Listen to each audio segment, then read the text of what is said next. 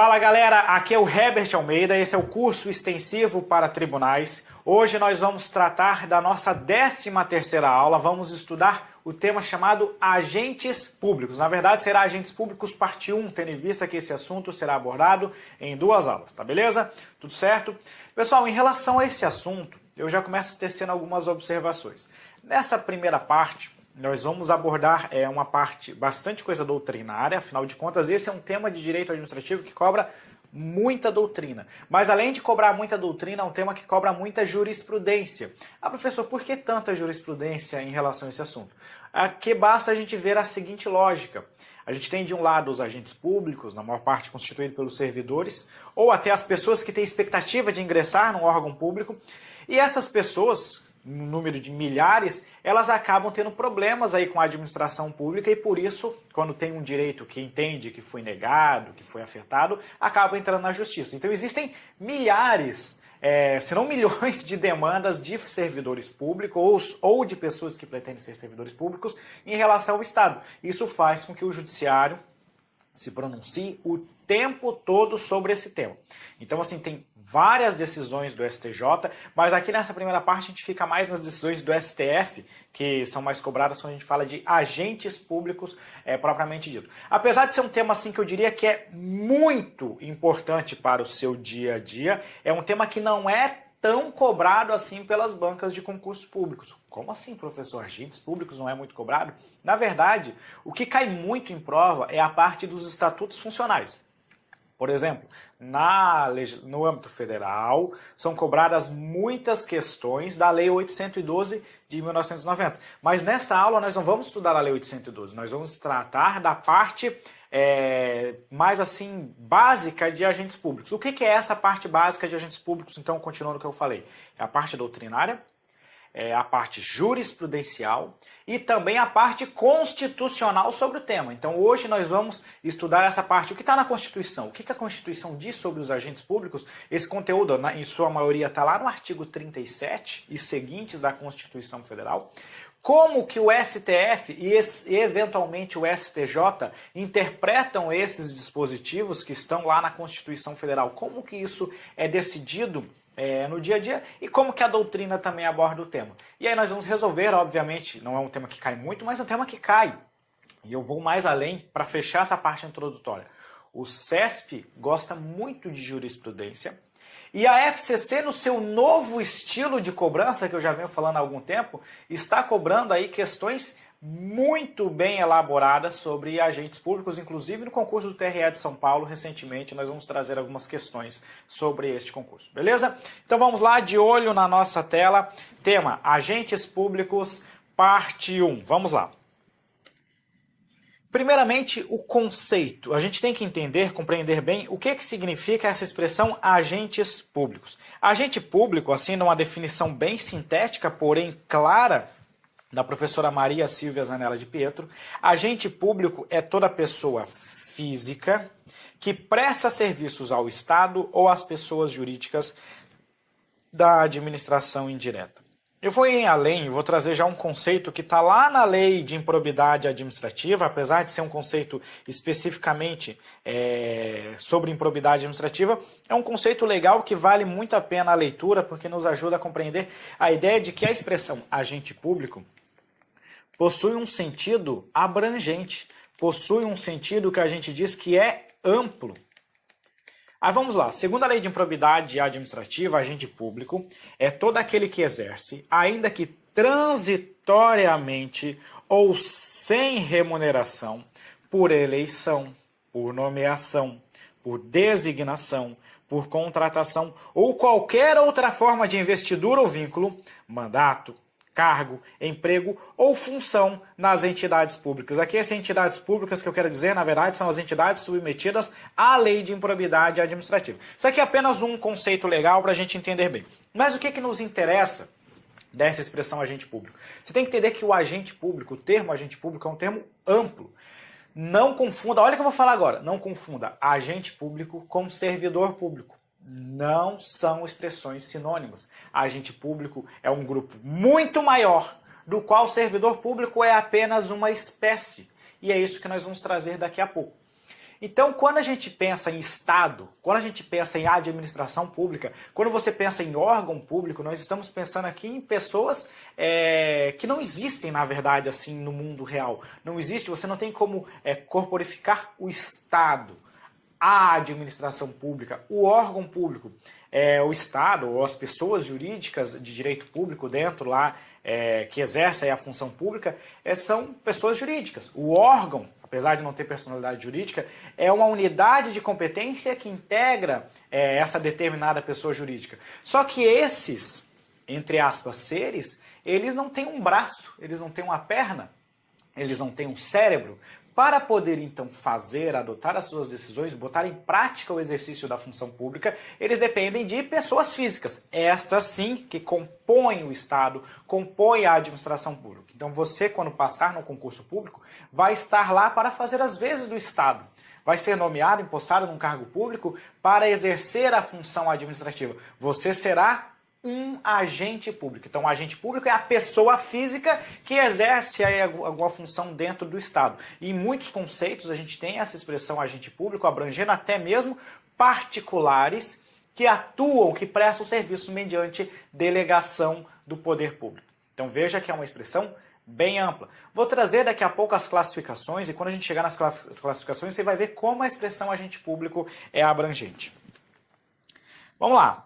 Então, agente público, essa expressão, aqui eu vou detalhar um pouquinho aquele conceito que a gente viu na Lei de Improbidade Administrativa, e vamos ver que agente público, ele pode exercer atividade transitória, mas também pode exercer uma atividade permanente. Por exemplo, uma atividade transitória pode ser um servidor contratado, aí, aqueles famosos agentes temporários, né? Você foi contratado excepcionalmente para prestar um serviço, terminou aquele serviço e para de prestar. Então aqui você exerceu transitoriamente. Ou você presta um concurso público para um cargo de provimento efetivo, empossado na administração pública e vai ficar ali, se tudo der certo, espero que dê, até o final, aí, até a sua aposentadoria. Então, tanto o permanente quanto o transitório integram esse conceito de agentes públicos.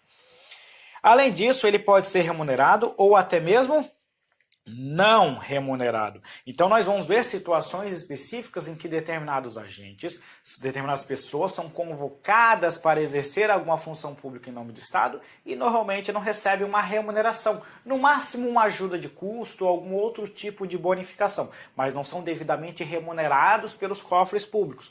Por outro lado, tem pessoas que atuam no poder público como se aquilo fosse uma profissão. Na verdade, aquilo é uma profissão de determinados agentes públicos. E nesse caso, ele é devidamente e regularmente remunerado.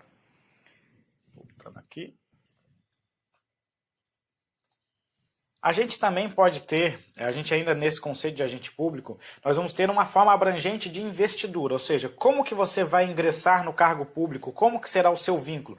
A lei fala em eleição, então, por exemplo, quem ocupa um mandato eletivo vai ser também um agente público, por meio de nomeação, como no caso do servidor público, designação como uma pessoa que vai ocupar uma função pública, contratação é exemplo daqueles que ocupam emprego público na administração, ou qualquer outra forma de investidura ou vínculo. Também, dentro da ideia de agente público, a gente vê que ele pode exercer um mandato, um cargo, um emprego ou uma função pública. Note como é abrangente, então, mandato. Quem exerce mandato? Por exemplo, um deputado federal. Ele exerce um mandato. Ele é agente público? Sim. Ele foi... Olha só que dentro desse meu conceito, eu falei que ele pode ter investidura mediante eleição para exercer um mandato. Determinada pessoa passou no concurso público, foi devidamente nomeado para exercer um cargo. É agente público? Também é agente público. Fulano de tal foi contratado para exercer um emprego público. Beleza? Também é. Outra pessoa foi designada para exercer uma função pública. É agente público? Veja como é abrangente este conceito.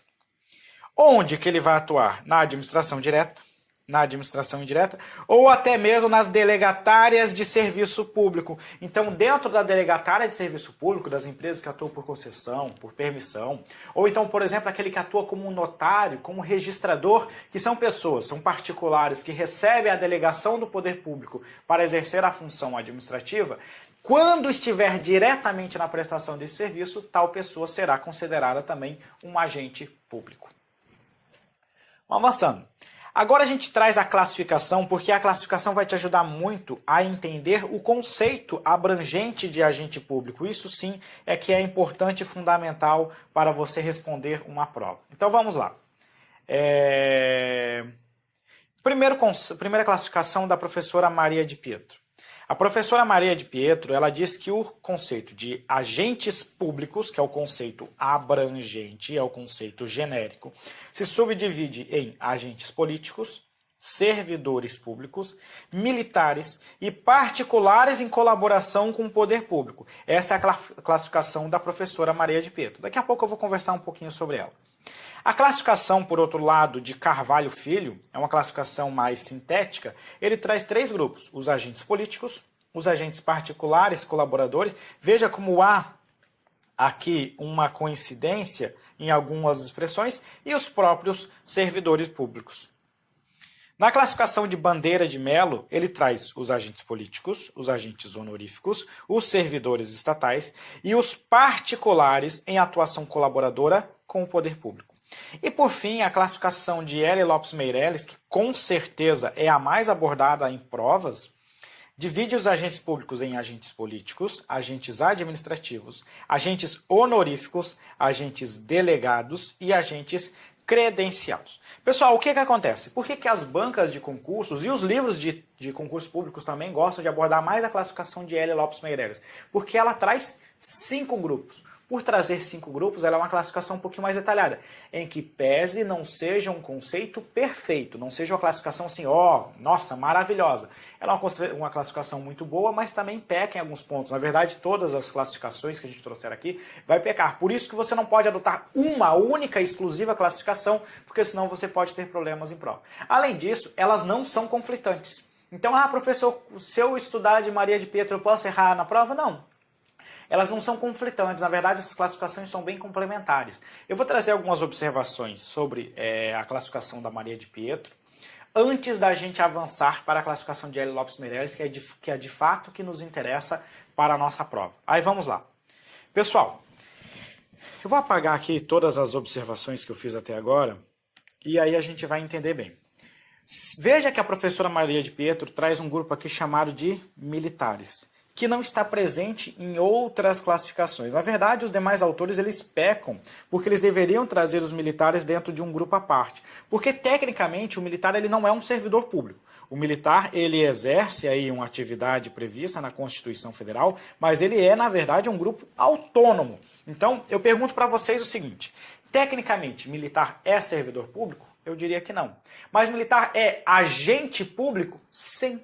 Veja que agente público é uma expressão bem abrangente, do qual o servidor público é apenas uma espécie. Infelizmente, outros autores não trazem os militares num grupo separado. Então, provavelmente, eu digo assim, provavelmente, eles enquadrariam os militares dentro desse grupo de servidores públicos no sentido amplo, ou de agentes administrativos aqui. Mas o técnico seria colocar os militares como um grupo à parte.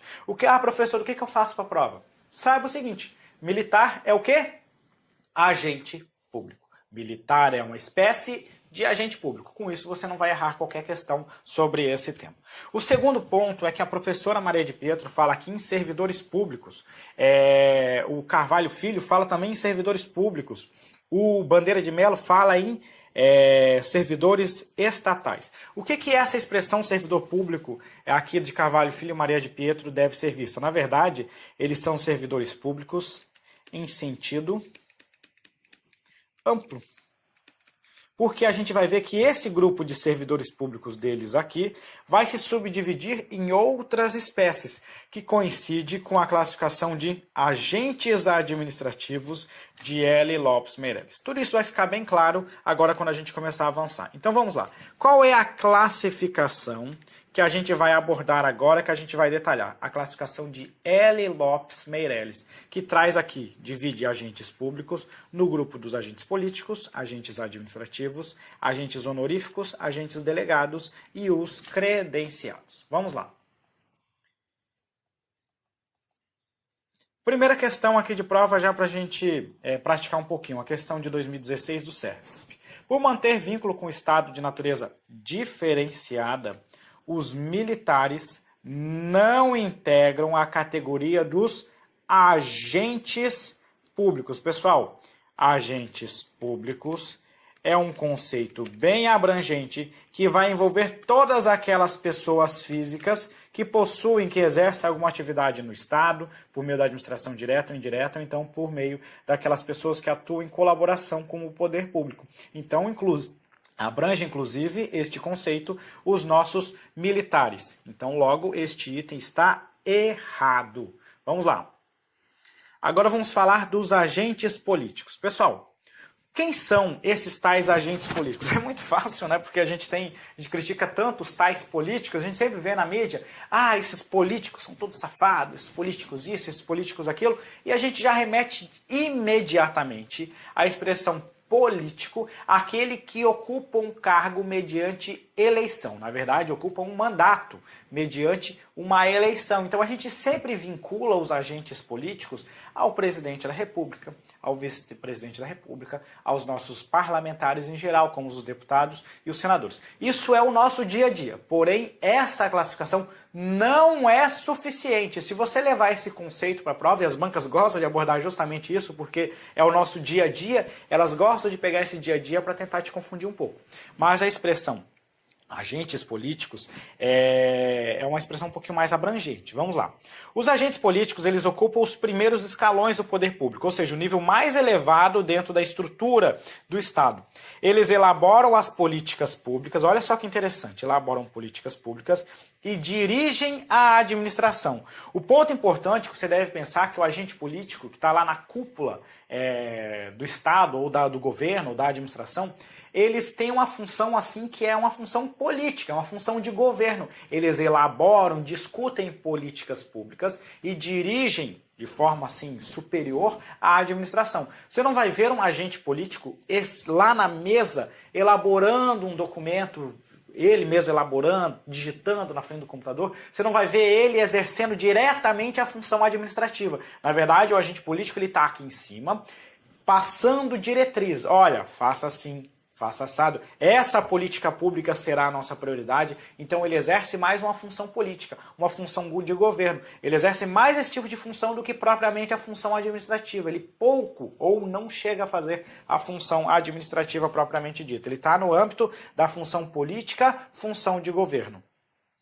Eles atuam, como é que a gente chama, com liberdade funcional. Por que a gente utiliza essa expressão de liberdade funcional? Porque as prerrogativas e responsabilidades deles são definidas diretamente na Constituição Federal. Se você pegar dentro da Constituição, você vai ver lá que existem competências específicas do presidente da República, existem competências específicas na Constituição dos nossos deputados e dos nossos senadores. Por enquanto estou nessas autoridades, mas eu já vou detalhar para vocês que é bem mais abrangente o conceito. Então veja que eles têm uma função que está lá na Constituição Federal. Eles não dependem de uma lei para dizer o que eles podem ou não podem fazer. A própria Constituição já diz e já traz essa liberdade funcional bastante abrangente. Alguns, então, os exemplos desses tais agentes políticos. O principal aqui, chefe do Poder Executivo. Então, a gente tem o nosso presidente, os governadores e os nossos prefeitos. Claro que aqui, além do próprio chefe do Poder Executivo, como presidente, a gente poderia colocar também o vice-presidente, o vice-governador, o vice-prefeito, porque eles também estarão exercendo aí a nossa função política. Os auxiliares imediatos do chefe do Poder Executivo, ou seja, os ministros de Estado. Aqui eu estou falando daqueles ministros de Estado, não de ministro de tribunal, por exemplo. Os ministros de Estado e os secretários. Esses secretários, lembrando que a gente vai ter secretários estaduais ou distritais, e a gente também vai ter os nossos secretários municipais. Então são os auxiliares imediatos do chefe do Poder Executivo. Aqui já entra um ponto importante, porque o auxiliar imediato do chefe do Poder Executivo, ele não é eleito. Um ministro de Estado não é eleito, ele ocupa uma função de livre provimento, uma função que o próprio presidente da República vai lá e escolhe qualquer pessoa e nomeia para ocupar o cargo lá dentro do ministro de Estado. A mesma coisa ocorre com secretários estaduais e secretários municipais. Então veja que aquela expressão que eu falei lá no começo, ela já começa aqui a abranger um pouquinho mais, porque nem todo agente político, olha só, nem todo agente político ocupa o seu mandato, o seu cargo, por meio de eleição. alguns são livremente nomeados por determinada autoridade. O exemplo típico aqui são os nossos próprios ministros e secretários. Além disso, pessoal, os membros de corporações legislativas, aqui eu estou me referindo aos senadores, aos deputados que podem ser federais ou estaduais e aos nossos vereadores. Os membros do judiciário, ou seja, os magistrados em geral, aqui esse magistrado em geral, quando eu falo de membros do judiciário, eu estou falando aqui de ministro do STF, ministro do STJ, ministros dos tribunais superiores e também desembargadores e juízes. Olha só, e veja que quando eu incluo juiz dentro do conceito de agente político, eu vou ter um tipo específico de agente político cujo provimento decorre de aprovação em concurso público.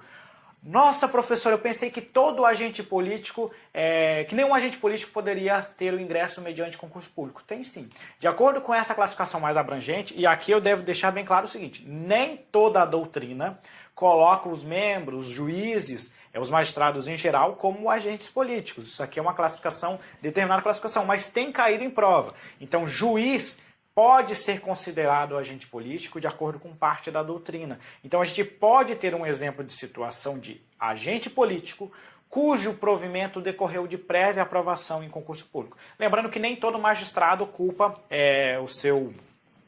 a magistratura mediante aprovação em concurso público. Vários deles têm a livre nomeação aí, tem uma forma específica de provimento, como os ministros do STF, os ministros do STJ, tem também o 5º Constitucional, tem vários meios aí, vocês que já estudam de forma bem mais abrangente, sabem até mais do que eu sobre isso. Então, pessoal, a gente tem aqui, os membros do judiciário, os magistrados em geral, são considerados aí para parte da doutrina dentro do grupo de agentes políticos.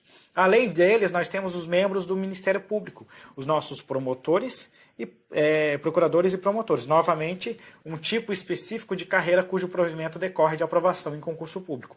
Também temos membros dos tribunais de contas. Aqui eu coloco um asterisco em relação aos membros dos tribunais de contas, lembrando que são aqui os ministros, os ministros do TCU e os conselheiros dos tribunais de contas dos estados ou dos municípios.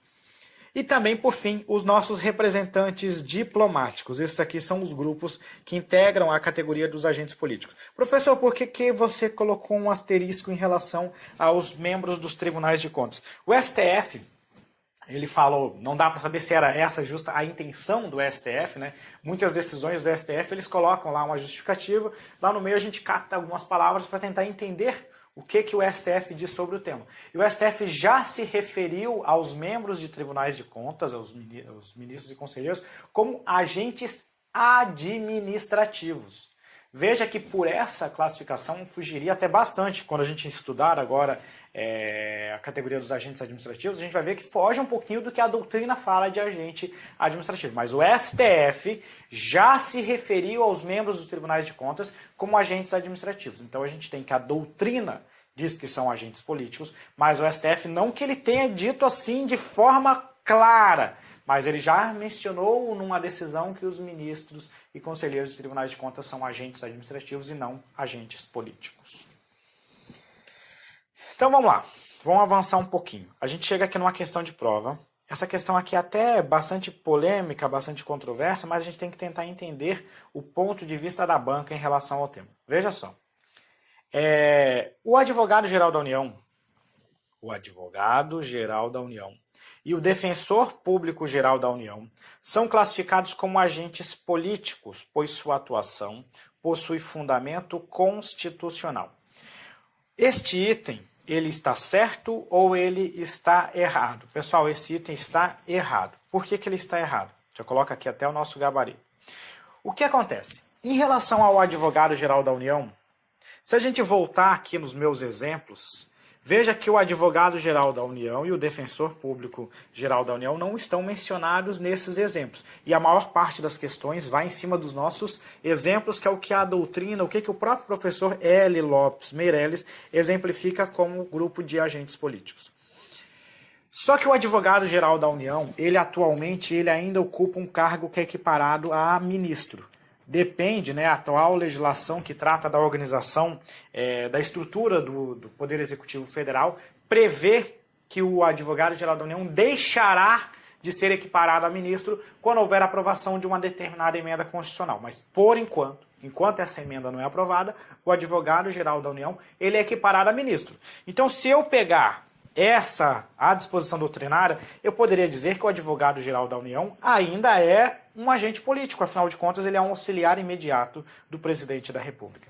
No entanto, o defensor público-geral da União, ele não entra nesse grupo. O defensor público-geral da União ele não é equiparado a ministro, apesar de ter uma independência funcional bastante abrangente, ele não entra dentro do que a doutrina, ainda hoje, a doutrina mais clássica, diz que é agente político. Eu diria o seguinte, essa questão, ela é capciosa, ela é duvidosa, mas por enquanto ainda não há uma elaboração doutrinária suficiente para dizer que o defensor público-geral da União é de fato um agente político. Acredito eu que com o aprofundamento da doutrina, tendo em vista que a Defensoria Pública ganhou uma liberdade funcional bem maior recentemente, acredito que nos próximos anos a doutrina passe a incluí-los dentro do grupo dos agentes políticos, mas a doutrina clássica, por enquanto, não coloca eles dentro desse grupo. Logo, o Defensor Público-Geral da União, ele é, na verdade, um grupo lá dentro dos agentes administrativos. Tem gente que coloca até mesmo os advogados da União dentro do grupo de agentes administrativos. Na verdade, os advogados da União em geral são agentes administrativos. A dúvida seria o advogado geral da União. Eu diria que hoje, por serem equiparados a ministros, eu poderia classificá-los como agentes políticos. Então o item está incorreto. Agora a gente vai falar um pouquinho dos agentes administrativos. Eu vou avançar um pouquinho porque está um pouco fora de ordem aqui, mas vamos lá.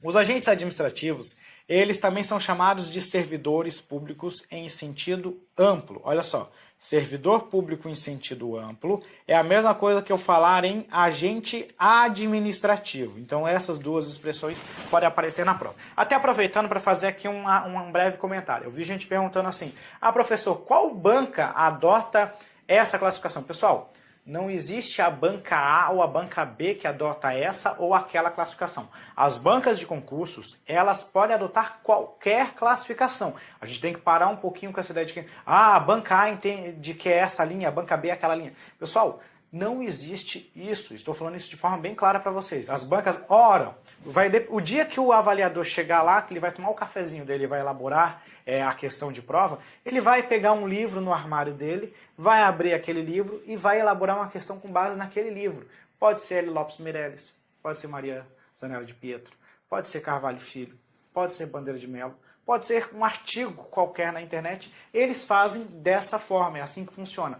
E quando eu comentei lá no começo, que eu trouxe para vocês um quadro com várias classificações, foi justamente para você saber todas as principais classificações, nossos principais administrativistas aqui no Brasil, e disse o seguinte, essas classificações elas não são excludentes, elas não entram em conflito. O que a gente vê é uma classificação mais elaborada, mais completa de L. Lopes Meirelles, que não entra em conflito com as demais classificações. Então você tem que ver aquele quadro abrangente, lembrar daquilo que eu falei em relação aos militares, lembrar disso que eu estou falando agora, que alguns doutrinadores falam em agentes administrativos, outros falam em servidores públicos no sentido amplo, mas uma expressão não exclui a outra, são sinônimos, são expressões que ambas podem aparecer na sua prova. Então, aqui o que eu quero dizer para vocês é o seguinte, entenda que a banca pode adotar qualquer uma das doutrinas que a gente trouxe aqui, porém essa classificação que a gente está detalhando, por ser a mais abrangente, vai te habilitar a responder a maioria, se não todas as questões de prova. Os agentes administrativos, eles exercem a atividade administrativa nos órgãos e entidades da administração pública. Eles mantêm um vínculo profissional e remunerado com o Estado. Então, olha que característica interessante, que o agente administrativo é a grande massa de trabalho da administração pública. Se você pegar assim, professor, percentualmente, dentro desses grupos, quantos são agentes políticos, agentes administrativos, etc. e tal. Pessoal, diria assim, 95%, um chute aqui, né? São agentes administrativos. Aqui é a grande massa de trabalho da administração pública. É aquela pessoa que exerce a função administrativa como uma profissão. É o seu trabalho, é a sua fonte de renda. É para isso que você está estudando em concurso público, porque você quer ter a sua profissão. Eu quero ser um analista judiciário, eu quero ser um técnico judiciário, eu vou ser remunerado pelo poder público em virtude do trabalho que eu vou desempenhar no tribunal para o qual eu fui aprovado.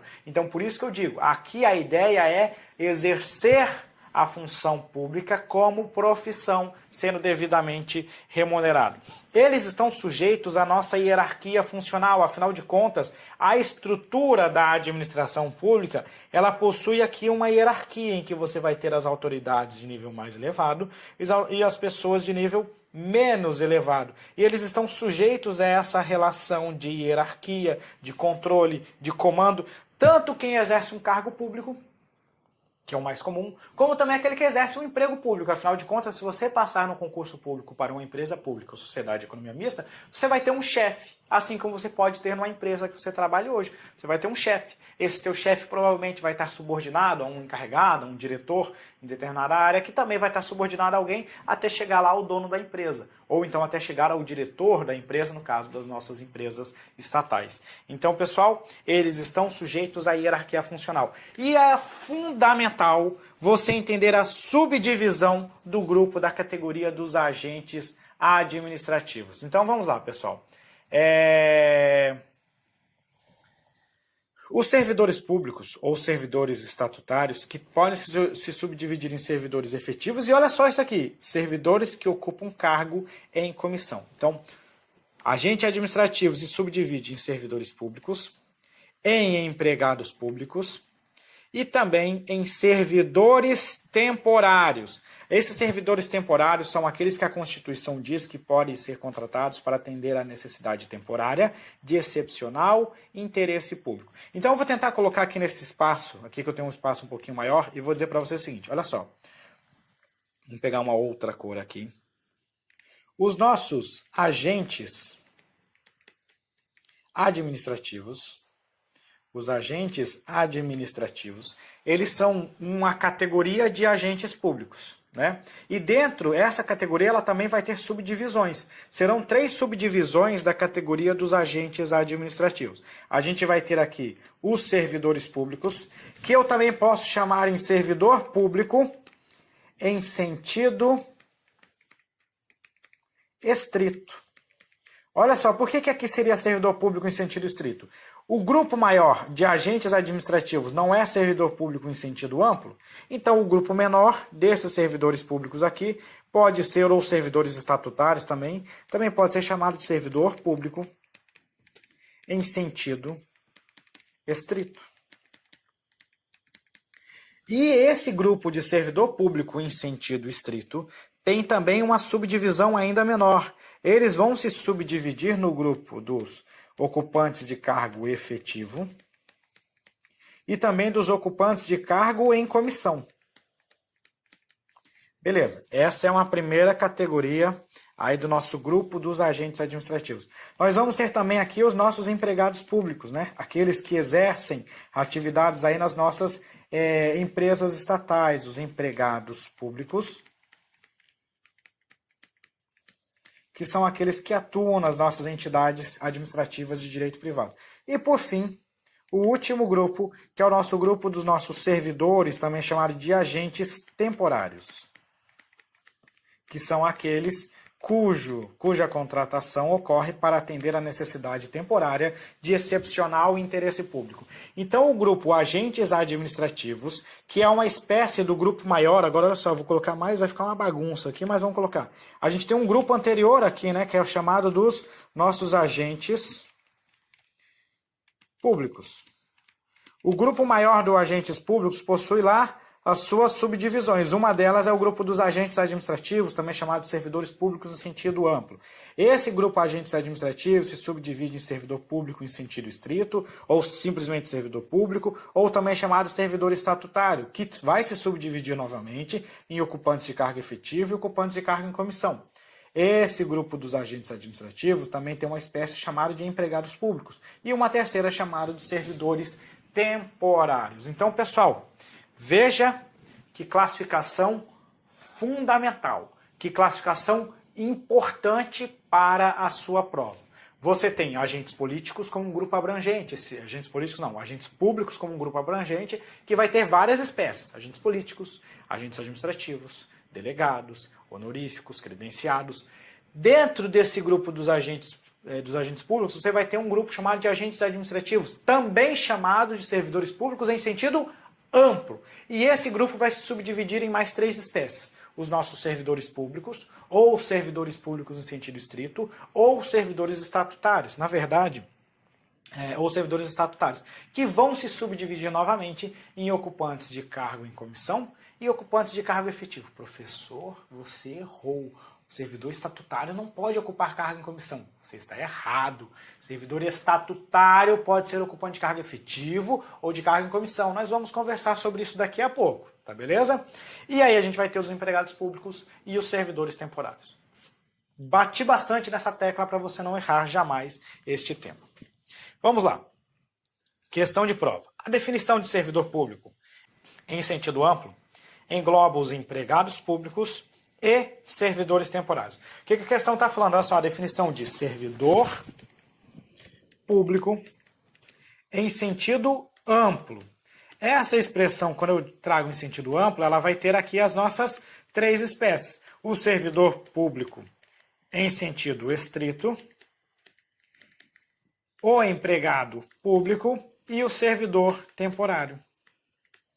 Agora, lendo a questão, servidor público em sentido amplo engloba os empregados públicos e servidores temporários. Logo, este item está correto. Ah, professor, essa questão não falou dos servidores públicos no sentido estrito, faltou uma classificação. Beleza, ela não disse que é só os empregados públicos e servidores temporários. Ela falou que engloba, abrange eles também. Beleza, está correto o item, portanto.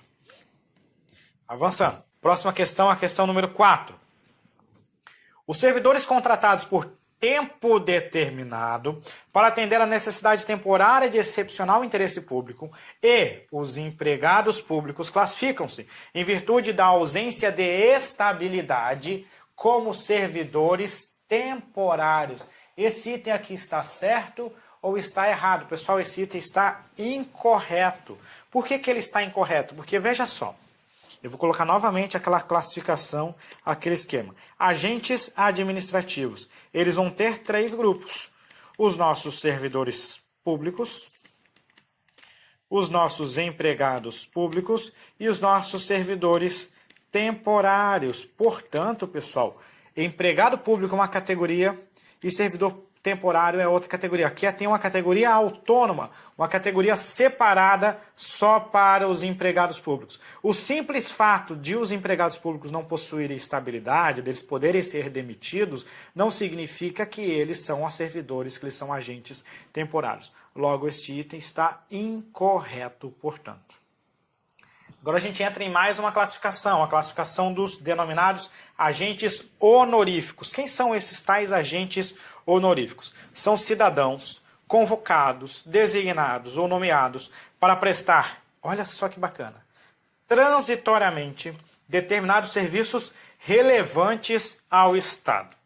Eles não possuem um vínculo empregatício, nem tampouco um vínculo estatutário com o Estado. Então aqui você já tem uma forma de diferenciar eles dos nossos agentes administrativos. Veja, eles atuam transitoriamente, não possuem vínculo empregatício, nem vínculo estatutário com o poder público.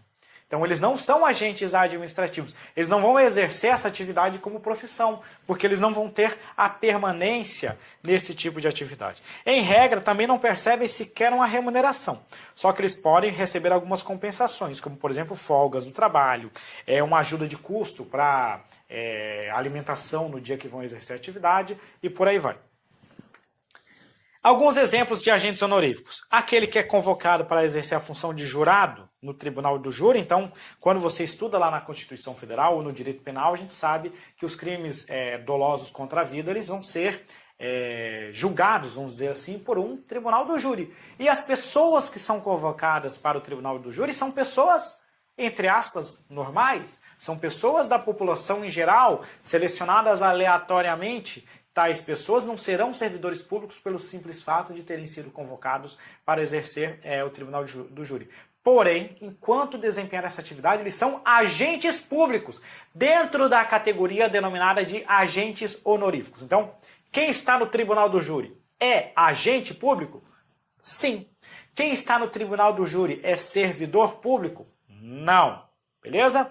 Quem está no tribunal do júri é agente honorífico. O mesário eleitoral, né? De tempos em tempos as pessoas são convocadas aí para atuar junto nas eleições. Membros do Conselho Tutelar, entre outros. Né? Lembrando, o membro do Conselho Tutelar é um exemplo de, apesar de ser um agente honorífico, ele muitas vezes recebe algum tipo de compensação ou até mesmo algum tipo de remuneração. Por isso que eu disse o seguinte, em regra, não são remunerados, mas eventualmente podem ser remunerados ou receberem algum tipo de compensação. Agentes delegados. Esse aqui é muito fácil pelo próprio nome. Os agentes delegados são particulares que prestam serviço público mediante delegação do poder, delegação do Estado. É aquela famosa descentralização por colaboração, conforme a gente estuda na aula de organização administrativa. Pessoal, é importante você atentar para isso aqui, porque todas as classificações que nós vimos, todas, aquelas 4 que a gente viu, trazem aí, de alguma forma, aqueles que atuam mediante colaboração com o poder público. São justamente essas pessoas que recebem delegação do poder público para exercer a função pública. O principal caso aqui são as concessionárias e permissionárias, mas nós também temos os notários, os registradores lá nos cartórios, entre outras situações mais. Eles podem ser pessoas físicas ou até mesmo pessoas jurídicas. Então, uma empresa que preste um serviço por meio de delegação ao Estado será um agente delegado nessa situação específica. Não recebem remuneração do poder público, porém são pagos pelos usuários do serviço. Quem remunera uma concessionária de transporte público municipal não é a administração pública diretamente. É você, o usuário, quando paga a tarifa para usufruir deste serviço que vai estar remunerando essa empresa. Exemplos: concessionários e permissionários de obras e serviços públicos, leiloeiros, tradutores ou intérpretes públicos, serventuários de ofícios ou cartórios não estatizados, no caso aqui dos nossos notários e registradores. Então vamos lá. Próximo grupo, os denominados agentes credenciados. Os agentes credenciados, eles recebem incumbência de representar a administração em uma atividade específica. Então, eles têm uma atuação aqui de representação da administração pública. Recebem uma remuneração do poder público credenciante.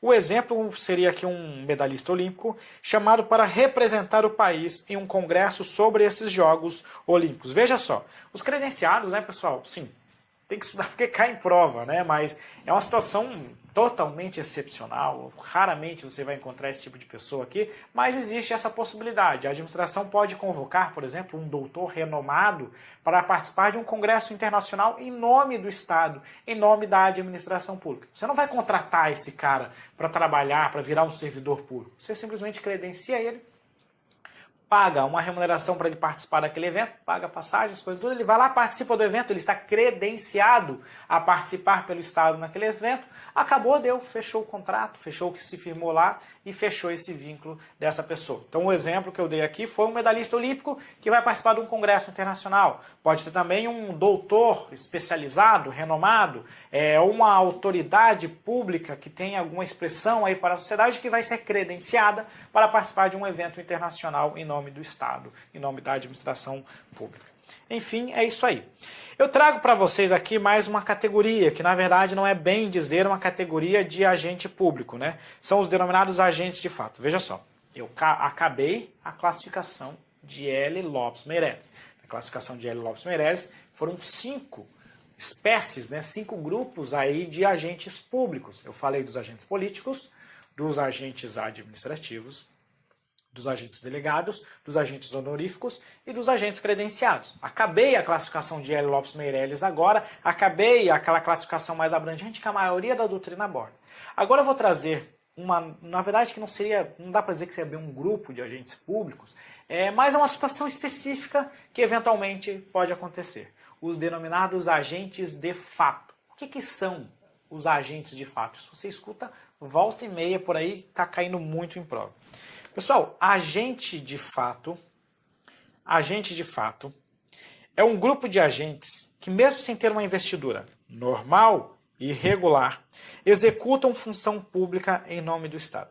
Veja que o X do agente de fato, o X dele, está em algum problema na sua investidura. Não que ela foi totalmente irregular, mas pelo menos ela não foi normal. Então o agente de fato ele tem uma investidura, uma forma de ingresso no poder público. Essa investidura, ela não foi regular, ou ela não foi normal. Então, houve algum problema ou alguma situação excepcional que gerou essa investidura que não foi de forma regular, nem tampouco de forma normal. Esse grupo dos agentes, de fato, ele se subdivide nos denominados agentes necessários. Para você saber o que é o agente necessário, é só ver aqui. Essa necessidade, essa situação específica. Os agentes necessários, eles atuam em nome do Estado em situações excepcionais. A exemplo de uma emergência, de uma calamidade pública, entre outras circunstâncias. Pensa só o seguinte, pessoal. Aconteceu uma catástrofe. Desabou um prédio e talvez tenha morrido muita gente. Você precisa imediatamente remover as pessoas de lá e prestar o socorro.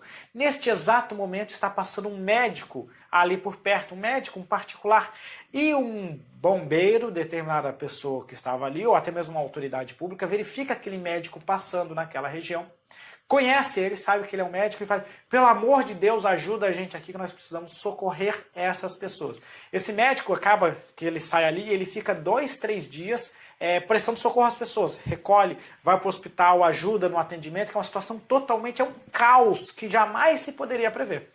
Veja que nesse caso, esse médico, a partir do momento que ele foi chamado pela autoridade ou pelo bombeiro para ajudar a população, ele está naquele momento prestando um serviço de saúde para a sociedade. Ele está naquele momento investido da função pública.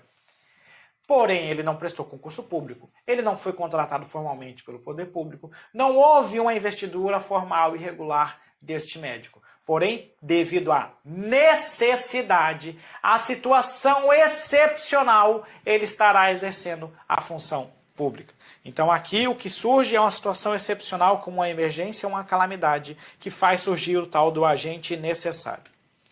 A gente pode ter também o denominado agente putativo. Isso aqui é o que acaba aparecendo mais em prova. O que é o agente putativo?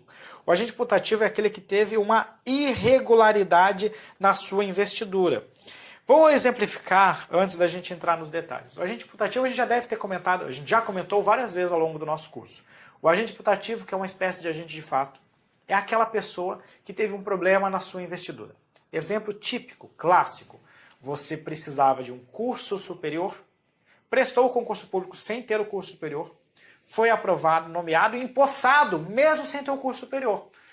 6 meses, 1 ano, 2 anos depois, a autoridade, determinada autoridade, descobre que você não tinha o curso superior para exercer aquele cargo público. Neste caso, durante esse meio ano, 1 ano, 2 anos, você exerceu a função pública como se fosse um servidor público, porém você tinha um problema na sua investidura. A pergunta, e por daí porque da classificação de agente de fato é, beleza, houve uma nulidade na investidura desse servidor público, você deve anular a nomeação dele e manda ele embora para casa. Beleza, mas se houve nulidade na investidura dele, se ele investiu-se da função pública de forma irregular, o que acontece com os atos praticados por esse servidor? É aí que entra um pouquinho de teoria para a gente entender. Durante esse período em que o agente putativo exerceu a função pública, existe o que a gente chama de presunção de legitimidade. É a denominada teoria da aparência. Para a pessoa que chega lá no balcão, imagine que esse cara está trabalhando lá no cartório eleitoral. Para o cidadão que se depara com aquele servidor que está do outro lado do balcão, ele olha e pensa o seguinte, esse cara é um servidor público. Como que na sua vida, você como cidadão, vai pensar que aquele servidor público do outro lado da bancada não preencheu os requisitos para estar naquela cadeira? Jamais! Jamais você vai pensar nisso. Você nunca vai numa prefeitura, num órgão do judiciário e vai questionar se aquele servidor que está na sua frente foi investido de forma lícita ou ilícita. Então há presunção de legitimidade dos atos exercidos por esse cidadão, por esse servidor, e você, age aqui na denominada teoria da aparência. Há aparência de legalidade neste ato. Por isso você não pode ser prejudicado. Há aqui a aplicação do princípio da segurança jurídica, pela ideia de boa-fé. Há aqui a aplicação do princípio da impessoalidade, afinal de contas, o ato do agente de fato é imputado ao Estado, ao órgão que ele está atuando, e não a ele mesmo. Por isso que há validade dos atos exercidos também pelo agente imputativo. Então, pessoal, exemplo aqui é o servidor nomeado sem curso superior para ocupar cargo em que isso, ter o curso superior seria um requisito. Os atos dos agentes de fato devem ser convalidados em virtude da aplicação da teoria da aparência. Ou seja, a validade nos atos praticados por esses servidores que atuam como agentes de fato. Então, o agente de fato é aquela pessoa que não teve uma investidura normal ou teve uma investidura que não foi regular. Podem se subdividir em agentes necessários devido à necessidade daquela situação, ou agente imputativo, que é aquele que tem uma investidura irregular, como servidor que não tinha curso superior, mas foi nomeado mesmo assim. Vamos lá, avançando, questão de prova. O conceito de agente político, olha só, agente político, é bem importante você sublinhar, não está falando de agente público, está falando de agente político. Alcança apenas os detentores de mandato eletivo, inclusive os membros do Poder Executivo. Pessoal, agente político, ele vai ter principalmente ocupante de mandato eletivo. Porém, nós vimos um exemplo clássico, que são os nossos auxiliares imediatos do chefe do Poder Executivo, como, por exemplo, os ministros de Estado. Portanto, não é todos eles que ocupam o mandato eletivo. Vimos também que para parte da doutrina entra nesse grupo também os magistrados, os membros do Ministério Público, os membros dos tribunais de contas e também os ocupantes de carreiras diplomáticas. Então, portanto, obviamente que não é apenas o ocupante de mandato eletivo. Compreende aqueles que não detêm vínculo jurídico com a administração, mas exercem atividade pública. Aqueles que não detém vínculo jurídico com a administração, pessoal, o agente político, ele possui um vínculo jurídico com a administração. Esse vínculo jurídico com a administração pode ser de um mandato, pode ser de determinado cargo que é exercido, mas há um vínculo com o poder público nessa atuação, então por isso o item está incorreto. C. Compreende as pessoas que exercem atividades típicas de governo, entre as quais os chefes dos poderes executivo, os ministros e secretários de Estado. Então, já podemos identificar a letra C como o nosso gabarito. D. Diz respeito apenas aos detentores de mandato eletivo no âmbito do Poder Legislativo. Errado, Primeiro, porque não é só no Poder Legislativo. Segundo, porque não é só mandato eletivo. E E é espécie de gênero agente público. Beleza, aqui está correto. Diferenciando-se do conceito de servidor público em face apenas do caráter temporário da investidura perante a administração. Errado. Na verdade, nós vamos ver que vários dos agentes políticos possuem até uma coisa que é mais do que a estabilidade, que é a vitalicidade. Eles ocupam cargos vitalícios no âmbito da administração pública, em algumas situações. Logo, o item, obviamente, está incorreto, então, gabarito letra C. Ainda dentro do grupo do conceito de agentes públicos, a gente vai avançar um pouquinho mais. A gente acabou aquela parte mais básica do conceito de agente público. Beleza, superado isso aí. Vimos uma classificação que te ajudou a entender que agente público é uma expressão bem ampla, bem genérica, bem abrangente. Agora nós vamos detalhar ainda mais esse conceito de agente público e vamos entender o seguinte. Um agente público ele pode ocupar um cargo, um emprego, ou uma função pública. A gente poderia dizer até mesmo que o agente público pode ocupar também um mandato, mas não precisamos entrar nesse tema porque não costuma ser abordado. O principal aqui é a gente diferenciar o que é cargo, o que é emprego e o que é função pública. São expressões distintas. Vamos lá. Os agentes públicos, então, eles podem ocupar cargo, emprego ou função pública. Os cargos públicos são as mais simples e indivisíveis unidades de competência a serem expressas por um agente, previstas em número certo, com denominação própria, retribuídas por pessoas jurídicas de direito público e criadas por lei. Eu até colocaria, é interessante, na verdade, a gente dar uma boa olhada com isso aqui para entender o que é cargo público. Pessoal, o cargo público é uma unidade indivisível de competência. Na verdade, o cargo público, ele poderia dizer assim para você não esquecer o que é o cargo público, é a cadeira que você vai sentar, é a sua vaga. Então imagine o seguinte, você está estudando para um concurso de analista judiciário dentro de determinada área. Quando você vai lá no portal da transparência, você verifica o seguinte, olha, neste tribunal aqui existem 1000 cargos de analista judiciário, sendo que 950 estão ocupados e 50 estão vagos. Significa que existem, entre aspas, 50 cadeiras vagas a serem ocupadas. Existem 50 lugares que você pode, se passar num concurso público e ser empossado, pode vir a ocupar. Então, o cargo é a vaga, é a cadeira, é o espaço que você vai ocupar depois que for aprovado no concurso público. Note que a definição de L. Lopes Meireles fala que os cargos são previstos em número certo. Por isso que quando você vai ver lá um cargo de técnico judiciário, você vai ver que lá na estrutura do órgão vai existir o seguinte, ó, aqui existem 2.000 cargos. O cargo de analista judiciário, subdividindo ou não, existem aqui 1.500 cargos. Você vai ver, às vezes, para outras áreas, né? Vamos pegar aqui um auxiliar, né? Um auxiliar judiciário. Existem 3.000 vagas, 3.000 cargos. Então, eles estão previstos sempre em número certo, definidos dentro da estrutura deste órgão. E eles serão, assim, simples e indivisíveis unidades de competência. Porque o servidor que vai ocupar, o servidor X, que vai sentar na cadeira tal, ele vai ter determinadas competências.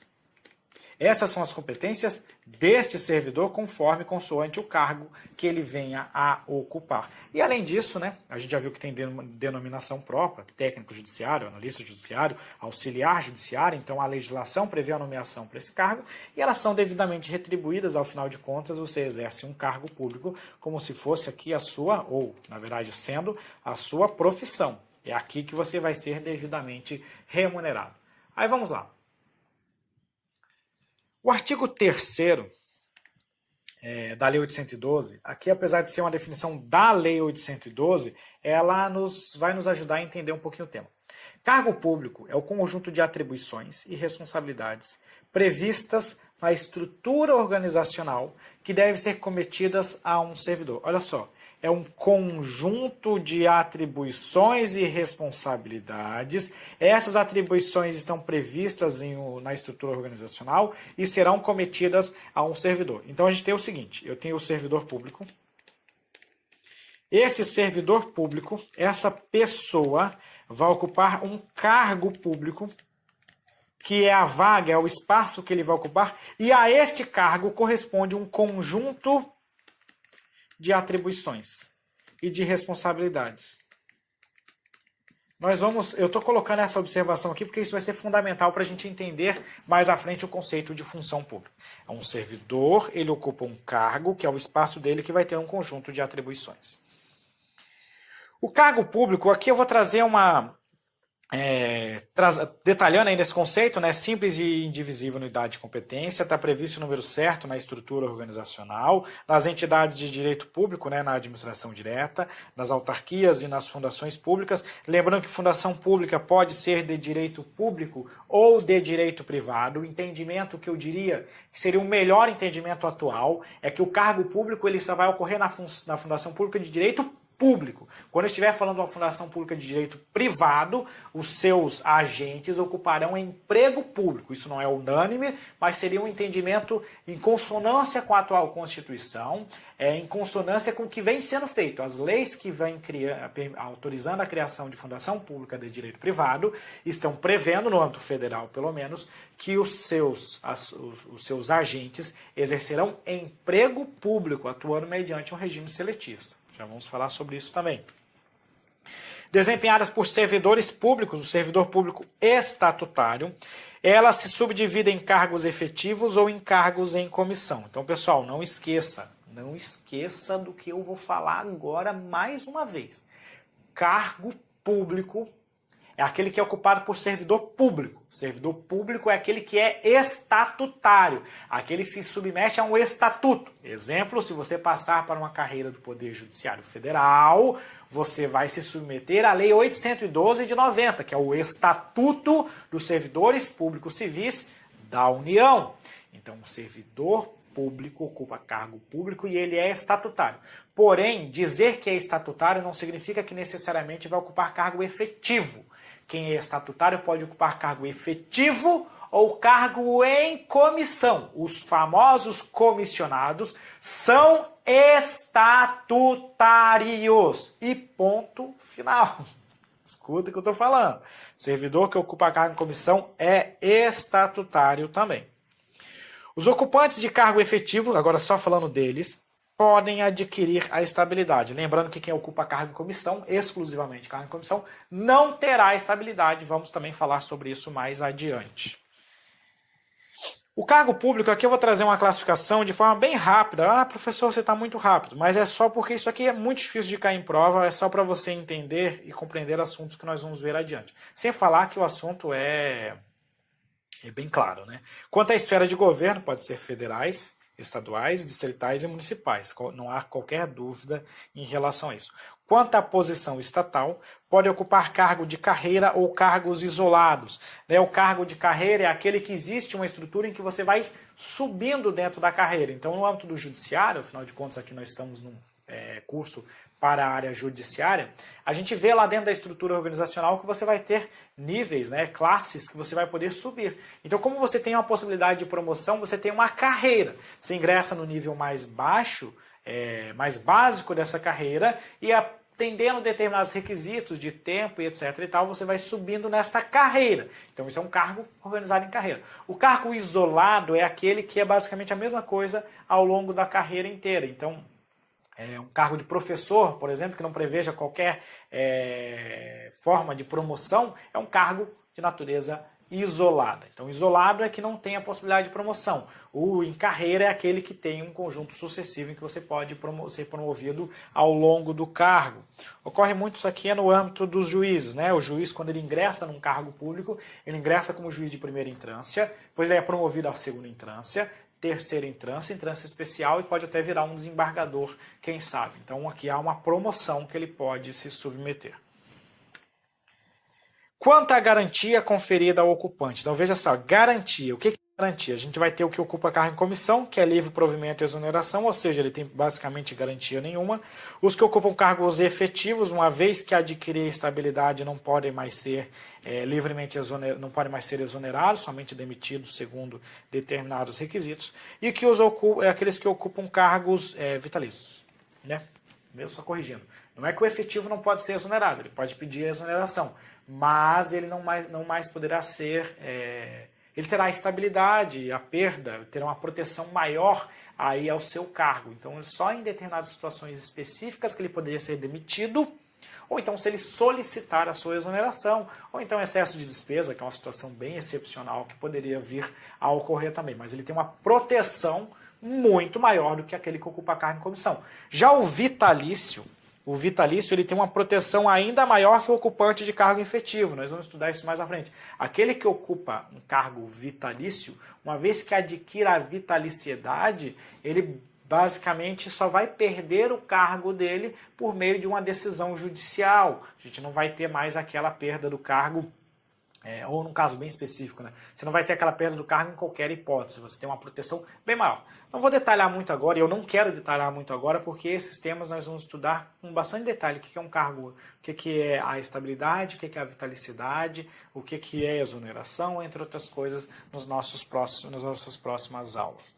Beleza, galera? Então, assim, quanto à classificação, essa classificação aqui é bem tranquila de entender, Esfera de governo, posição estatal e garantia conferida. Bastante detalhe nessa daqui, porque isso aqui é que vai nos ajudar a compreender alguns assuntos mais adiante. Agora a gente entra no regime de emprego público.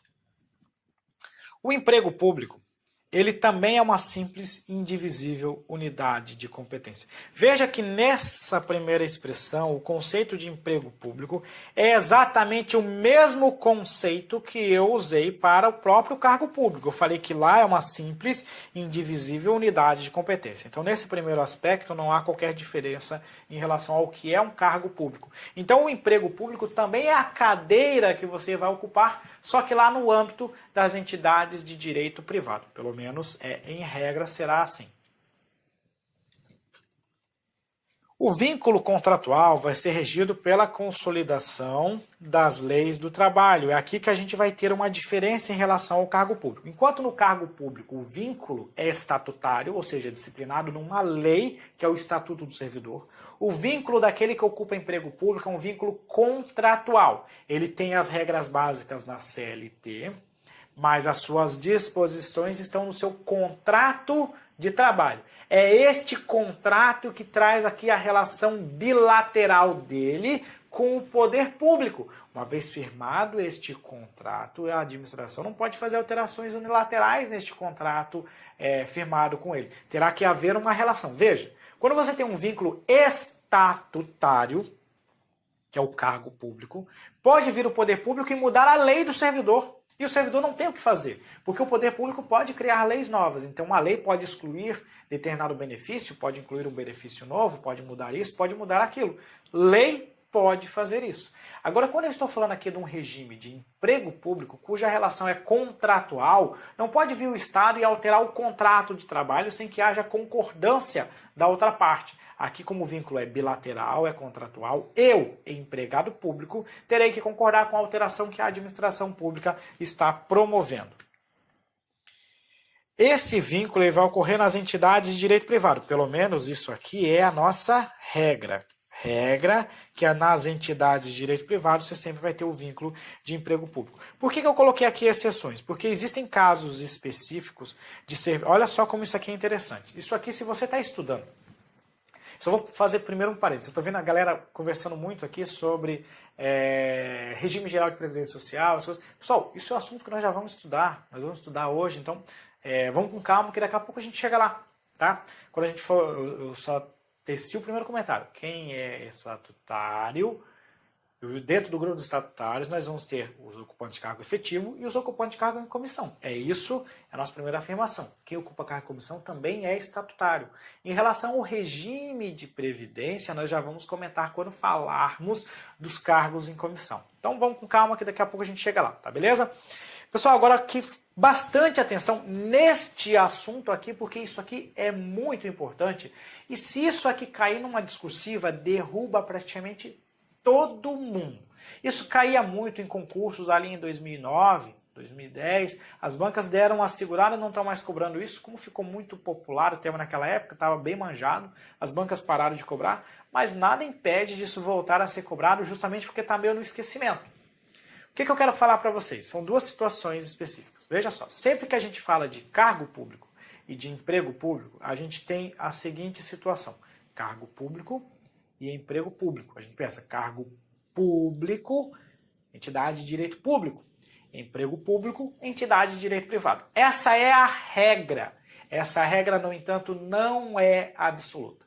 Por que essa regra não é absoluta? Porque existem situações de emprego público nas entidades de direito público. Inclusive, em alguns casos, na própria administração direta. Professor, existe emprego público na administração direta? Existe. Existe essa possibilidade, inclusive, na Constituição Federal. E eu vi questão de 2017 cobrando isso. Então, bastante cuidado em relação a isso aí. O que acontece? A CS e a CE são os agentes comunitários de saúde e agentes de combate a endemias. Os agentes comunitários de saúde e agentes de combate a endemias, eles têm previsão constitucional lá no artigo 198, parágrafo 5º. Lá na Constituição Federal diz o seguinte, que esses grupos aqui, eles poderão ser contratados, inclusive, mediante o regime de emprego público. conforme disciplinado em lei sobre o tema. Essa lei sobre o tema é a Lei 11.350 de 2006, que lá no artigo 8º prevê que para os agentes de combate a endemias e agentes comunitários de saúde deverá existir um regime de emprego público. Por que tem toda essa regra aqui que eu estou falando para vocês? Esses agentes, eles atuam lá nas prefeituras. Eles atuam nas comunidades, nos bairros, nas ruas, e eles têm uma função muito importante, tendo em vista aí uma ideia preventiva de saúde, e também tendo uma ideia aí, que é um problema que é grave do Brasil, que é a dengue, que é uma endemia que volta e meia vem... Todo verão a gente sabe a catástrofe que é. Isso gerava muito problema porque esses agentes eles eram contratados por meio de entidades de direito privado, né? A administração contratava uma entidade que contratava esses agentes, ou a administração fazia só contratos temporários, não existia uma segurança jurídica e esse tipo de agente você depende necessariamente, primeiro, que ele esteja inserido no contexto daquela sociedade, e segundo, que ele desempenhe essa função dele por bastante tempo. Você precisa desse cidadão lá por muito tempo, porque a atividade dele ele tem que conhecer, ele tem que ser conhecido para o negócio funcionar. Porém, tem um outro lado, um outro ponto que a gente tem que analisar. O que acontece? As endemias, elas vêm e elas podem passar. Algumas endemias não voltam mais, outras são regulares. E aí eu pergunto o seguinte, vai lá, o Estado contrata um monte de gente para combater a dengue. Aí vamos dizer que o Brasil um dia consiga se livrar desse problema. Daqui a 10 anos acabou a dengue no Brasil. E aí tá lá a prefeitura contratou 1.500 agentes de combate a endemias e não existem outras endemias grandes. Você ao invés de 1.000 servidores, vamos supor que seja 1.000, você só precisa agora de 100 para fazer a manutenção disso aí. Você vai ficar com esse monte de gente? Por isso que a Constituição trouxe aqui um meio para você, olha, você contrata esse pessoal por meio de emprego público. Se algum dia você não precisar mais, você demite ele. A mesma coisa ficou em relação aos agentes de comunidade de saúde. A administração vai lá e contrata, mediante contrato de trabalho, mediante regime de emprego público. Se algum dia não precisar mais, faltou dinheiro, por exemplo, para pagar, porque acontece muito em prefeitura, demite essa pessoa. Então, para os agentes comunitários de saúde, agentes de combate à endemia, você vai ter o regime de emprego público dentro da própria administração direta. A prefeitura vai contratar esse pessoal aqui e eles vão firmar um contrato de trabalho mediante o regime de emprego público. Então essa é a primeira exceção. Essa aqui eu coloco um asterisco porque essa aqui é que está na moda. Essa aqui vai começar a cair, já caiu em concurso desse ano e vai começar a cair mais. Porque esse tema aqui é mais atual. Um tema aqui que é um pouquinho mais antigo, que não tem caído tanto, mas que a qualquer momento pode voltar, trata da redação do artigo 39 da Constituição Federal, cuja eficácia foi suspensa pelo STF na ADI 2135. Isso aqui, essa suspensão ocorreu lá em 2007. Porém, esse artigo 39 da Constituição Federal, que foi da emenda constitucional 19 de 98, é lá de 98. Aí qual é o problema disso aqui? A emenda constitucional 19 de 98 é a emenda constitucional da reforma da administração pública, da reforma administrativa. É aquela emenda que incluiu o princípio da eficiência como um princípio constitucional. Ela realizou várias alterações na Constituição em relação aos servidores públicos, em relação aos agentes públicos também, em geral. E uma dessas alterações ocorreu lá no artigo 39 caput da Constituição, que foi a exclusão da exigência do regime jurídico único. Na verdade, a emenda 1998 deu uma redação totalmente distinta do que estava no artigo 39. Ela mudou, não tem nada a ver com a redação anterior. Se você pegar lá a Constituição e ver isso aí, você vai ver que assim, mudou tudo, cara. Só que essa alteração, cujo objetivo foi simplesmente excluir a necessidade do regime jurídico único, ela teve alguns problemas. O que é regime jurídico único? A Constituição exige no artigo 39 que dentro da administração direta, autárquica e fundacional você tenha um único regime jurídico. Esse único regime jurídico é o seguinte, se você instituir um regime estatutário, todos os agentes dessas entidades serão estatutários, né? Então esse é o entendimento que a doutrina leva. No Brasil, todo mundo adota um regime de direito público, ou seja, um regime estatutário. Então, quando você vem e cria a Lei 812, esse é o regime jurídico único dos servidores civis da União. Vai lá o Estado de São Paulo e vai ter o seu estatuto, o seu regime jurídico único para todos os servidores da administração direta, autárquica e fundacional. Então essa é a previsão constitucional. Veio a emenda 1998 e acabou com isso, dizendo, com a exclusão disso, o que poderia acontecer? Você poderia ter um regime estatutário para determinadas carreiras e um regime seletista para outras carreiras. Então foi essa a ideia com a reforma da emenda constitucional 19 de 98. Acabar com essa obrigatoriedade de todo mundo ser estatutário. A partir daí você poderia livremente, conforme previsto em lei, ter carreiras de direito público e ter carreiras de direito privado na administração direta, na administração autárquica e na administração fundacional. Inclusive, logo depois disso, já veio uma lei que trouxe a previsão de que aquelas pessoas que trabalhariam nas agências reguladoras seriam empregados públicos. Veja só, a agência reguladora é uma autarquia, entidade de direito público. E outras leis, e veio uma lei específica disciplinando a contratação de empregados públicos no âmbito das entidades de direito público. E os contratos foram firmados, concursos públicos foram realizados, pessoas foram aprovadas e foram devidamente contratados pelo poder público para exercer esses empregos públicos. Só que aí o STF foi provocado porque o que aconteceu? A aprovação da emenda 19 de 98 não seguiu o rito que a Constituição trouxe. Aquela aprovação em 2/5, em 3/5 nas duas casas. Não aconteceu exatamente assim, houve uma alteração em uma das casas e o texto não voltou para a outra casa discutir novamente. Foi isso que se alegou quando se questionou. Veja, que não se está questionando o conteúdo da alteração. O que está se questionando aqui foi a forma como ela foi aprovada. E aí o que o STF fez? Suspendeu a eficácia do artigo 39, voltando à vigência, à obrigatoriedade do regime jurídico único.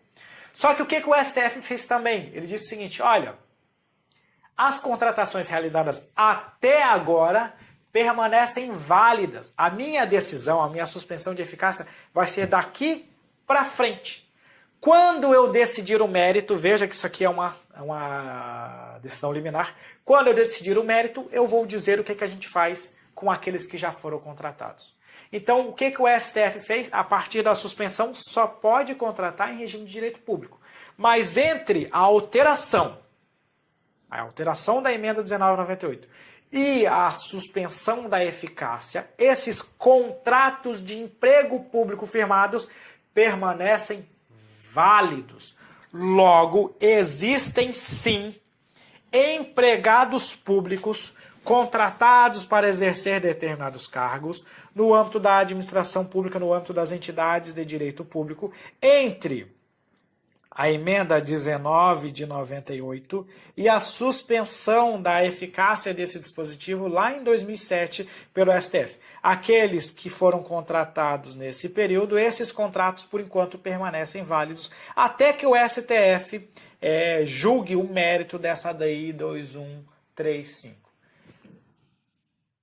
Então, vamos lá. Então existe essa situação por enquanto no âmbito aí da Constituição Federal. Esses são os dois casos de empregados públicos que atuam no âmbito das entidades de direito público. Então a pergunta é, existem empregados públicos no âmbito da administração direta, autárquica e fundacional? Sim, existem. Existem quais? Duas situações. Os ACS e ACS, e aqueles contratados entre a alteração a alteração do artigo 39 da Constituição e a suspensão da eficácia desse dispositivo. Essa segunda situação não pode mais contratar hoje. Os contratos que foram feitos. Você não pode mais contratar. Agora, a CE e a ACS, você tem processo seletivo público das prefeituras o tempo todo para contratar agente de combate à endemia, agente comunitário de saúde. Então, existem situações novas em relação a isso. Regime híbrido. Agora, qual o regime dos empregados públicos? Ah, pessoal, o que costuma se falar? Que o regime do empregado público é um regime de direito privado. Sim, eu posso falar isso também, que é um regime de direito privado. Mas o mais adequado é eu falar que é um regime híbrido. Por que é mais adequado eu falar que é um regime híbrido? Porque há um predomínio de regras de direito privado, previsto na CLT e no próprio contrato de trabalho, porém a aplicação supletiva de regras de direito público, como a necessidade de concurso público, a motivação para a demissão. Explica isso aí para mim, professor. Motivação da demissão. Então, o que acontece? Por que o regime é híbrido? Porque não é 100% regra de direito privado. Você tem que fazer concurso público para contratar um empregado público. Você não faz concurso público para contratar um empregado lá na iniciativa privada. Então, por isso que há aplicação subsidiária das regras de direito público. E aí eu coloquei uma informação aqui de motivação do ato de demissão. O que o STF foi chamado a se pronunciar sobre um caso específico de demissão e motivada de um empregado público?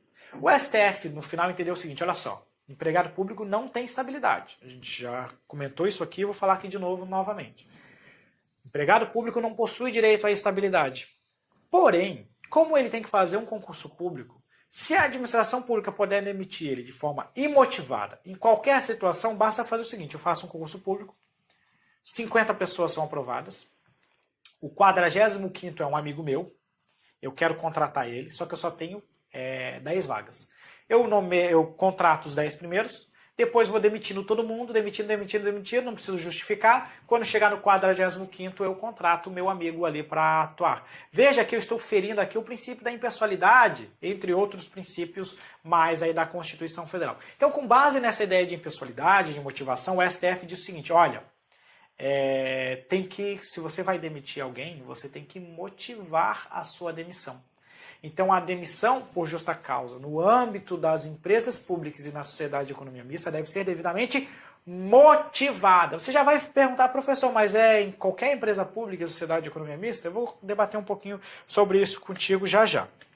Então, colocando aqui, eles podem ser demitidos mediante decisão motivada, mas não possuem estabilidade. O caso eu preciso motivar a demissão, mas não significa isso, o fato de ter que motivar, que a pessoa tem estabilidade. Eu não preciso fazer um processo administrativo disciplinar para demitir o servidor. Se eu estou demitindo ele porque ele cometeu uma infração, eu tenho que dar o contraditório em ampla defesa. Beleza? Mas se eu estou demitindo em alguma situação específica, eu só motivo e não preciso fazer um processo administrativo com contraditório, com aquela coisa toda, para demitir esse cidadão. Então, se eu estou demitindo ele, eu preciso motivar a demissão. Se é por uma infração funcional, eu preciso dar o contraditório em ampla defesa. Se não é por infração funcional, não precisa dar. E, além disso, o STF, quando decidiu essa situação, ele estava julgando um caso específico de uma entidade prestadora de serviços públicos. Por isso que alguns livros entendem que essa decisão de necessidade de motivação do ato demissionário deve ser motivada nas empresas públicas e sociedades de economia mista prestadoras de serviços públicos. Porém, as questões de prova estão colocando de forma genérica que você precisa motivar a demissão nas empresas públicas e sociedades de economia mista, sem especificar necessariamente se é prestadora de serviço público ou exploradora de atividade econômica. Então, o que você faz na prova? Se vier genérico, se vier geral, você coloca que tem que ter motivação. Porém, saiba que a banca pode falar especificamente daquela que presta serviços públicos, que foi o teor da decisão do STF. Questão de prova. João, após aprovação em concurso público, foi nomeado em 2015 para integrar o quadro de uma entidade da administração indireta dotada de personalidade jurídica de direito privado. Acerca dessa situação hipotética, julgue o item seguinte. Com a aprovação no referido concurso, João passará a ocupar cargo público efetivo, regido pelo regime jurídico único dos servidores públicos civis. Isso aqui você está proibido de errar. Pessoal, entidade de direito público, de direito privado, nas entidades de direito privado, você não tem cargo público efetivo, você não tem regime jurídico único. Logo, esse item está errado. Antes que você me pergunte, professor, e os diretores das empresas públicas e sociedades de economia mista que ocupam aqueles, entre aspas, cargos de confiança? Eles não ocupam cargo em comissão, eles não são estatutários? Não! Se você quer aprofundar esse assunto, volta quando a gente estudou a aula de organização administrativa, que falamos de empresas públicas e sociedades de economia mista, que eu falei que os diretores, aqueles que ocupam aqueles empregos de confiança no âmbito das empresas públicas e sociedades de economia mista, eles não ocupam cargo público, eles exercem, eles não são comissionados em sentido estrito. Eles ocupam um cargo regulado pelas normas do direito comercial, um cargo entre aspas, né? Eles exercem a função mediante disciplinamento nas regras do direito comercial. Não é nem CLT, é direito comercial aqui. Volta lá na nossa aula de organização administrativa, se você é aluno dos nossos cursos, para poder acompanhar os demais vídeos do extensivo, que você vai ver esse tema abordado naquela aula.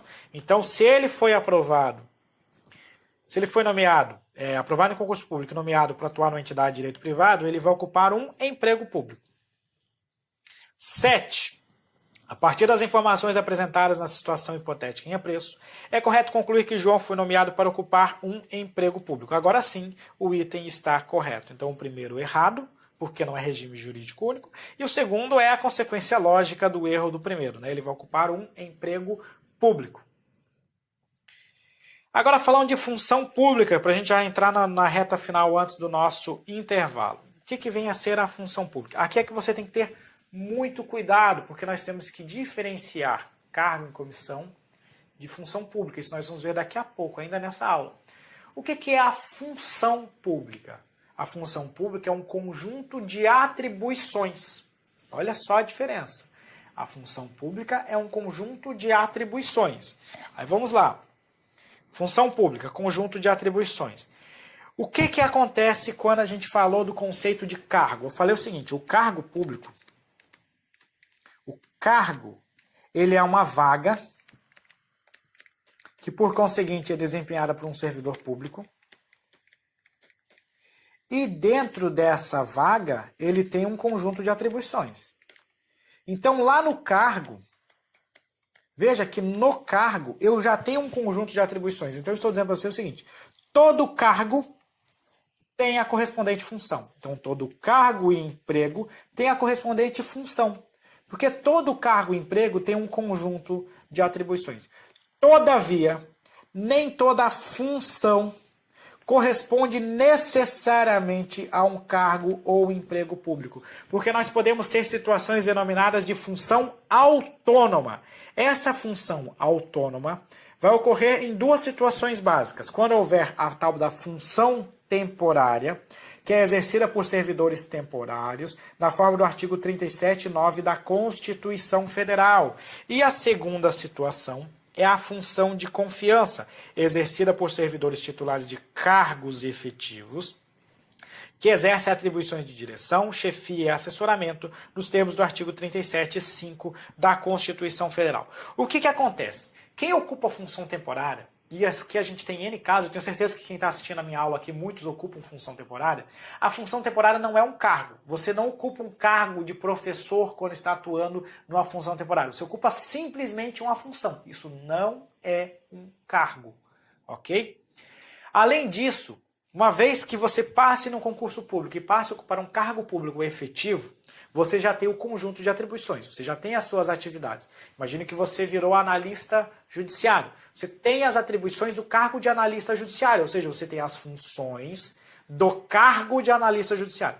Porém, você pode ser designado para exercer uma função de chefia. Então você continua como analista judiciário, você continua com as atribuições de analista judiciário, mas você recebe mais algumas funções. Veja que essa função está separada, ela não é do seu cargo. A função extra, que é chamada de função de confiança. Quando você for designado para exercer a função de confiança, você continua no cargo de analista judiciário, porém exercendo uma função de confiança.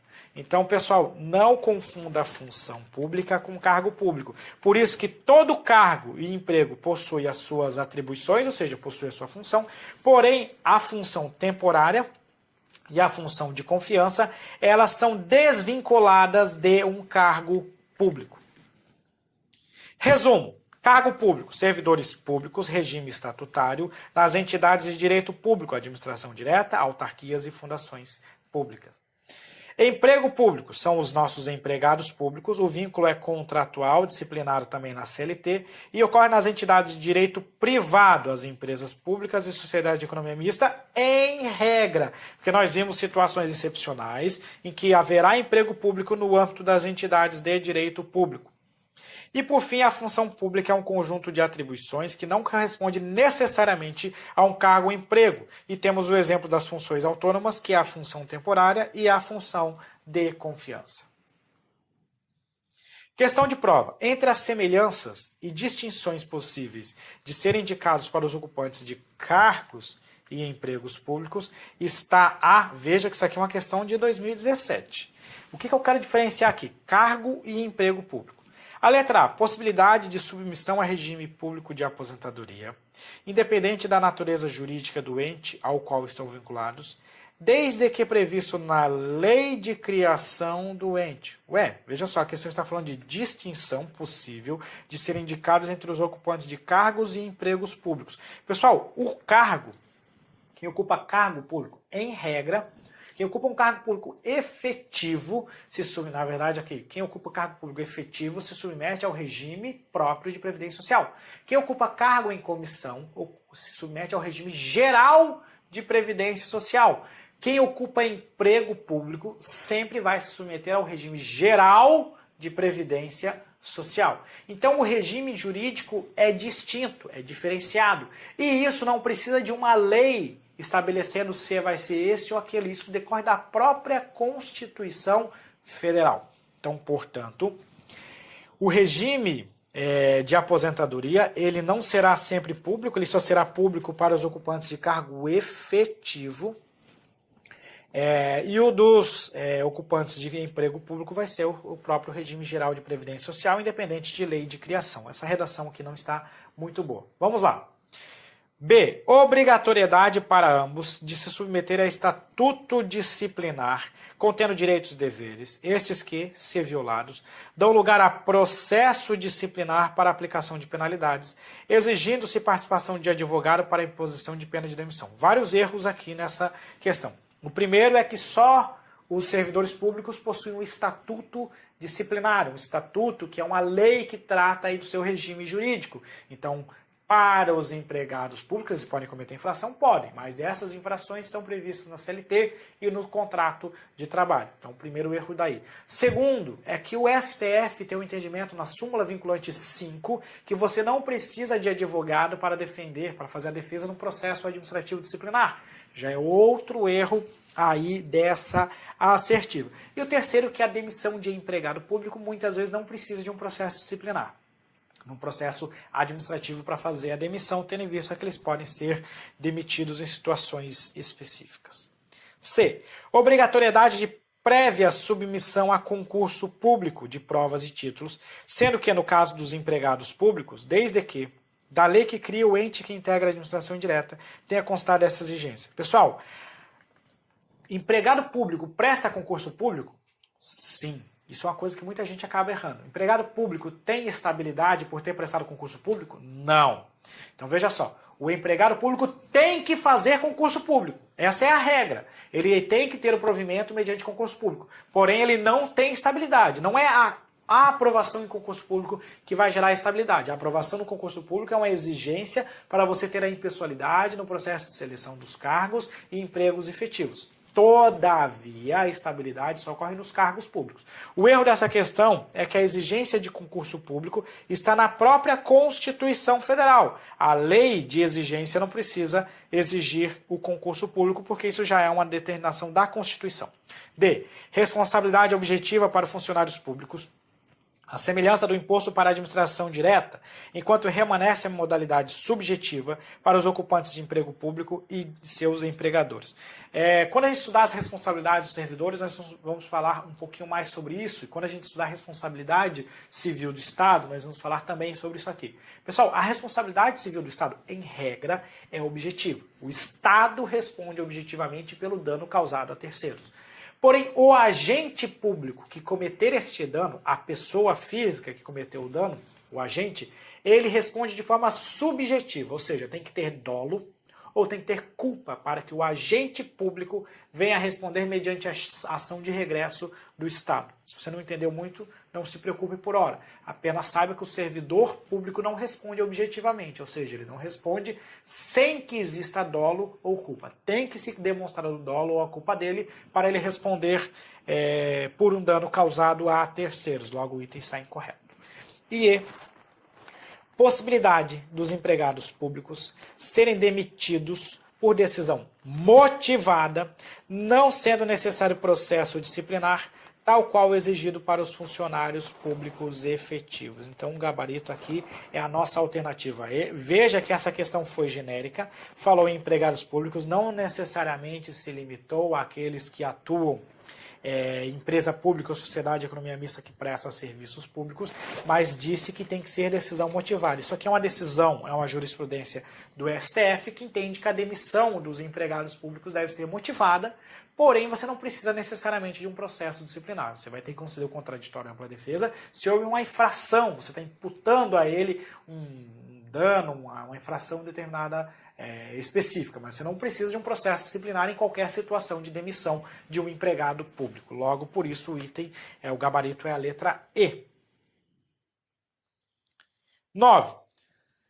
Sobre o regime dos empregados públicos, é correto afirmar o seguinte: os empregados públicos, ou os empregos públicos, melhor dizendo, são acessíveis sem concurso público por serem regidos fundamentalmente pelo direito privado. Errado.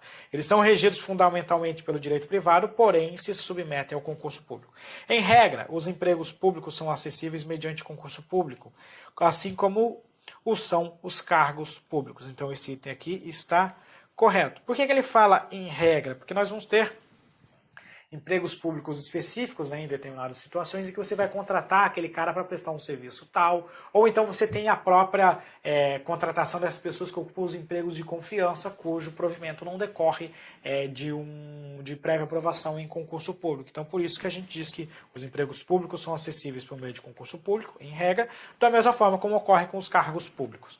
C. Os empregados públicos, sujeitos fundamentalmente a regime de direito privado, não estão sujeitos ao teto de remuneração da administração pública. A gente vai falar daqui a pouco da estrutura remuneratória, na verdade vai ser na próxima aula, dos agentes públicos. E a gente vai ver que existe uma coisa chamada de teto constitucional remuneratório. Ninguém pode receber acima desse teto. Esse teto remuneratório, ele se aplica àquelas empresas estatais dependentes, aquelas empresas que dependem dos recursos dos cofres públicos para custear a remuneração deles. Então, para essas entidades, se aplica o teto remuneratório. Se a empresa não depende do cofre público para sobreviver, se ela é independente, aí os empregados não estarão sujeitos ao teto remuneratório. Logo, este item está errado, porque eu não posso excluir genericamente os empregados públicos do teto da remuneração, porque parte está sujeito, parte não está. O regime de emprego público é fixado por estatuto específico dos funcionários da carreira, não preciso nem detalhar mais isso. E os empregados públicos, após 4 anos de efetivo exercício, passam a gozar de estabilidade. O empregado público não tem direito à estabilidade. Logo, gabarito letra B. 10. Uma empresa pública pretende ampliar seu quadro de servidores em razão de ter celebrado recentemente um novo contrato para a prestação dos serviços públicos, que são o seu escopo institucional. Considerando que essa empresa foi contratada por dispensa de licitação por um ente público para a prestação desse serviço, pessoal, o X disso aqui começa lá em cima.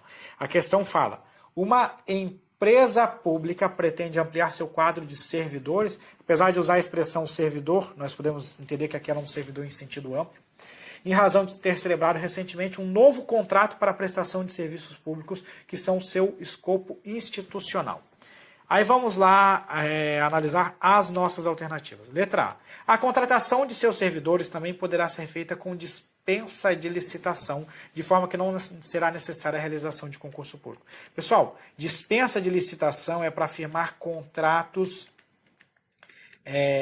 com pessoas que vão prestar serviços, fazer fornecimentos, etc. e tal. Para contratar a pessoa, A pessoa, eu faço concurso público, não existe dispensa de licitação para isso. B. Será necessária a realização de concurso público, de provas e títulos, mas o regime jurídico que estarão sujeitos seus servidores não se altera. Veja só, será necessário eu fazer um concurso público de provas e títulos, mas o regime jurídico que estarão sujeitos seus servidores não se altera, pois é definido pelos administradores da mesma, mediante aprovação do Conselho de Administração. Primeiro, o regime jurídico é definido em lei, na Constituição Federal. O regime jurídico deles é um regime de direito privado, previsto na CLT e no contrato de trabalho. Então, não são os administradores e o Conselho de Administração que faz isso. Segundo, que o concurso público ele pode ser só de provas, ou pode ser de provas e títulos. Então, por isso, a letra B está incorreta. C. A contratação de seus servidores ainda dependerá da realização de concurso público, independente do regime jurídico que vier a se submeter, seletistas ou estatutários na forma da lei. Pessoal, o regime deles não é definido na lei, o regime deles prevê na própria Constituição que será um regime de emprego público e não um regime estatutário. D. Os servidores que vierem a ser contratados se submeterão ao regime seletista e a prévio concurso público, tendo em vista que a atividade desenvolvida pela empresa não interfere neste vínculo, podendo ser dispensados posteriormente por decisão motivada. Veja que, mais uma vez, a cobrança dessa necessidade de motivação do ato demissionário, muito abordada aí desde 2016 pelo STF, está sendo muito cobrada em prova. E pode haver contratação de servidores vinculados ao contrato de prestação de serviços e execução, remunerados diretamente pelas receitas oriundas desse instrumento, não gerando vínculo funcional com a empresa estatal. É óbvio que não, né? O que ele está dizendo é o seguinte, que o contrato, esse cara, em virtude daquele vínculo, daquele contrato de trabalho, a remuneração dele vai decorrer disso ali. A Constituição não prevê isso, a Constituição exige concurso público, você vai fazer concurso público e ele vai ser remunerado pela empresa e não em virtude do que está previsto naquele contrato de trabalho. Então, pessoal, com isso o gabarito é letra D. Volta lá para a tela, porque os servidores, eles vão se submeter ao regime seletista, porque é o da CLT, e ao concurso público, sem dúvidas aqui. O segundo trecho, tendo em vista que a atividade desenvolvida pela empresa não interfere nesse vínculo. O que a questão está dizendo? Que se ela é prestadora de serviço público ou exploradora de atividade econômica, não importa. Nas duas situações o regime é seletista e depende de aprovação em concurso público. E ponto. Bem tranquila essa questão. E por fim a decisão do STF, que a demissão tem que ser devidamente motivada. Então logo o gabarito alternativa D. Beleza, pessoal? Até daqui a pouco.